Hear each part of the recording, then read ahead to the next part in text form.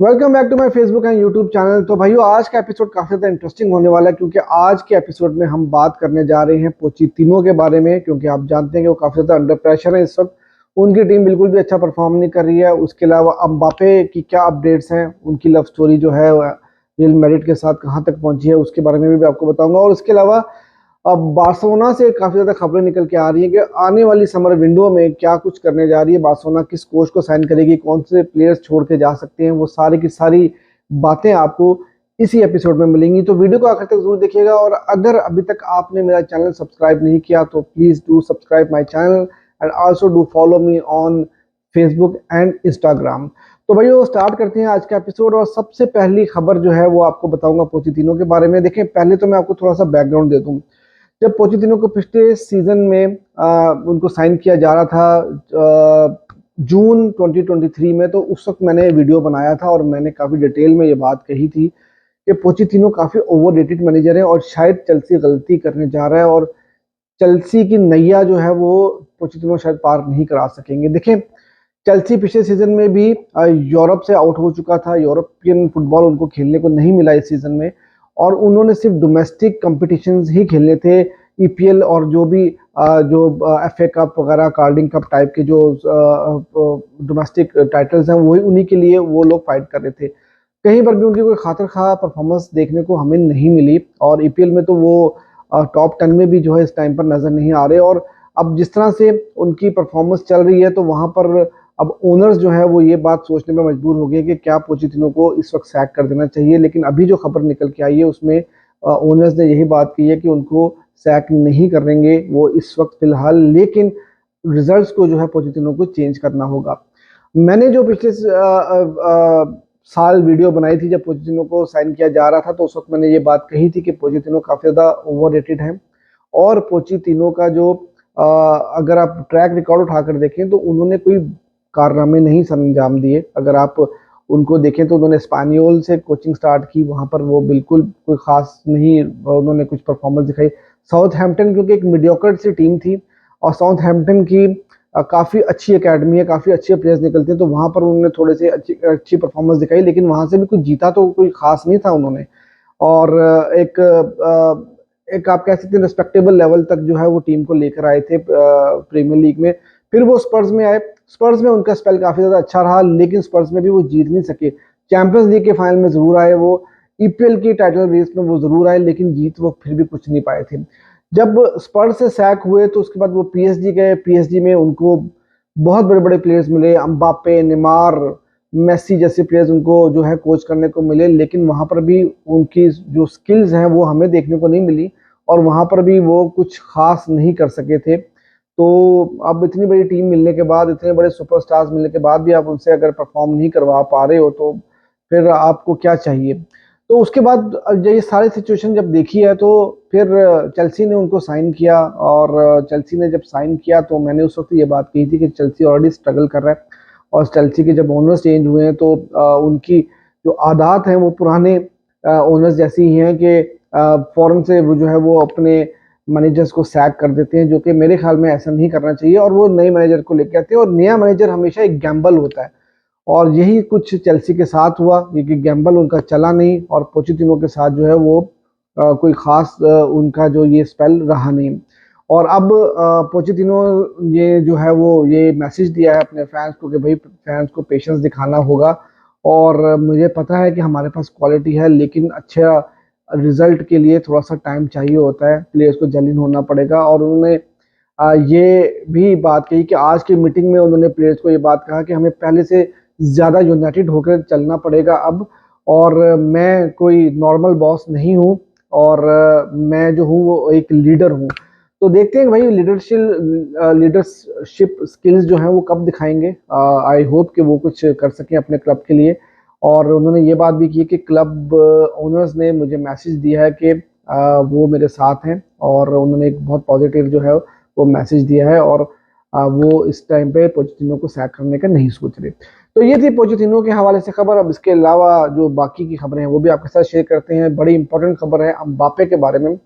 अब अम्बापे के बारे में फैब्रिजियो रोमानो की कल मैंने आपको कुछ खबरें बताई थी कि वो क्या अपडेट्स दे रहे हैं। आज फिर उन्होंने कुछ अपडेट्स दी हैं अम्बापे के बारे में और उन्होंने ये बात कही है कि देखें जी, सबसे जो लीस्ट कंसर्न है इस टाइम पर मैड्रिड और एम्बापे के दरमियान, वो ये है कि एम्बापे किस पोजीशन के ऊपर वो खेलेंगे। देखें, पहली बात चीज़ तो ये कि हम भी यही बात सोचते हैं कि विनी जूनियर जो है वो लेफ्ट विंग के ऊपर खेलते हैं और एम्बापे भी उनकी प्रेफर जो पोजीशन है वो लेफ्ट विंग की ही है। तो दोनों का एक क्लैश बन जाएगा वहां पर जाके, लेकिन देखना ये होगा कि दोनों में से कौन एडजस्ट होगा और मैनेजर उनको एंसिलिटी किस तरह से एडजस्ट करते हैं अगर एम्बापे वहां पर जाते हैं।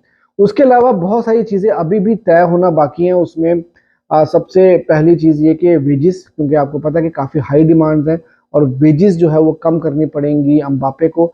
देखते हैं कि वो वहाँ पे रियल मैड्रिड और एम्बापे का क्या जो है वो कॉन्ट्रैक्ट हो पाता है कि नहीं। और उसके बाद जो फॉर्मल कम्युनिकेशन है वो होना बहुत ज़रूरी है, क्योंकि ये भी एक तरह से इस डील का एक हिस्सा होगा कि रियल मैड्रिड ने ये बात कही हुई है एम्बापे को कि भैया आपको फॉर्मल कम्युनिकेशन करनी होगी पीएसजी के साथ कि वो अगले सीजन में पीएसजी में नहीं रुकेंगे और रियल मैड्रिड को ज्वाइन करेंगे। तो देखते हैं कि बात कहां तक जाती है। अब इसके बाद हम बात कर लेते हैं भाईजान बार्सिलोना की। तो भैया बार्सिलोना से जो खबरें निकल के आ रही हैं वो ये आ रही है कि बार्सिलोना में मिनिमम 5 प्लेयर्स जो हैं वो छोड़कर अगले समर में चले जाएंगे। अब वो 5 प्लेयर्स में से कौन से बड़े नाम हैं और कौन से ऐसे नाम हैं कि जिनका जाना हमें ऑलरेडी पता है कि यार लगता है कि यार इनको चले जाना चाहिए। सेर्जियो रोबर्टो, मैंने कल आपको बताया था, सेर्जियो रोबर्टो, रोमियो, और वो भी बार्सिलोना में नहीं रुकेंगे। उसके अलावा अलोंसो, ये 3 प्लेयर्स तो कंफर्म हो गए। उसके अलावा जो 2 प्लेयर्स ऐसे हैं जिनकी मार्केट वैल्यू भी काफ़ी ज़्यादा अच्छी है और वो भी छोड़कर जो है बार्सिलोना जा सकते हैं, उसमें एक रफीनिया है। उनकी भी मैंने काफ़ी डिटेल में आपको कल एक्सप्लेन करके बताया था कि उनके बारे में डेको ने भी ये बात कही है कि आर्सेनल और चेल्सी भी इंटरेस्टेड है उनमें और उस पर 70 मिलियन की ऑफर है as per reports right now. तो ये बात तो होगी रफीनिया के बारे में। और एक और प्लेयर है क्रिस्टियनसन। अब क्रिस्टियनसन देखें, मैं तो वैसे मुझे तो काफ़ी पसंद है क्रिस्टियनसन, लेकिन क्रिस्टियनसन का ये सीज़न जो है वो इंजरी के भी शिकार रहे हैं वो, और उस तरह का सीज़न नहीं रहा उनका। लेकिन फ्री में हमने उनको साइन किया था और अगर हमें उनको 40-50 मिलियन मिल जाता है तो वो हमारे लिए काफ़ी बड़ा बोनस होगा और हम उसको एक अच्छी जगह पे पैसा लगा सकेंगे। अब क्रिस्टियनसन जो है वो उनकी जो लास्ट टाइम मार्केट थी वो यही आ रही थी कि सुनने में तो यही आया था कि बारसा को 50 मिलियन की ऑफर्स आ रही हैं उनके बारे में। अब देखते हैं कि अब कमिंग ट्रांसफर विंडो में उनके बारे में क्या होता है, क्या उन बारसा को कोई अच्छी ऑफर मिलती है कि नहीं मिलती। और लेवेंडोस्की के बारे में खबर ये आ रही है कि भाई बार्सिलोना चाह रहा है कि लेवेंडोस्की अगला सीजन भी बार्सिलोना में स्टे करें और जो आपके लेवेंडोस्की हैं वो भी बार्सिलोना रुकना चाहते हैं। तो हो सकता है कि अगला सीजन में भी हमें लेवेंडोस्की बार्सिलोना में खेलते हुए ही नजर आए। अब बहुत ही इंपॉर्टेंट खबर है, वो है लापोर्ता और डेको के बारे में।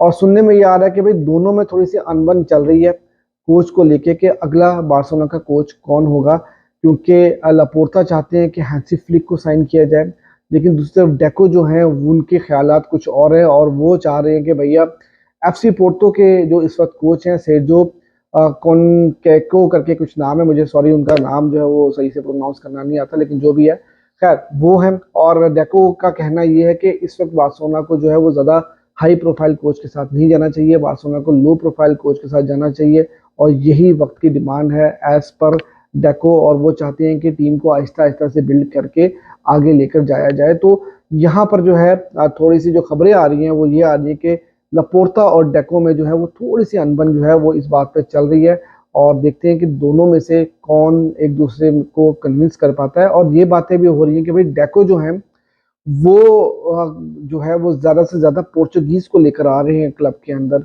चाहे वो प्लेयर्स की बात हो, जो वो प्लेयर्स को साइन करने की बात की जाती है। तो अब आप देखें ना कैंसलो और उसके बाद जो फेलिक्स वो भी पोर्चुगीज़ हैं, जो कोच की बात की वो भी पोर्चुगीज़ हैं, वो खुद भी पोर्चुगीज़ हैं।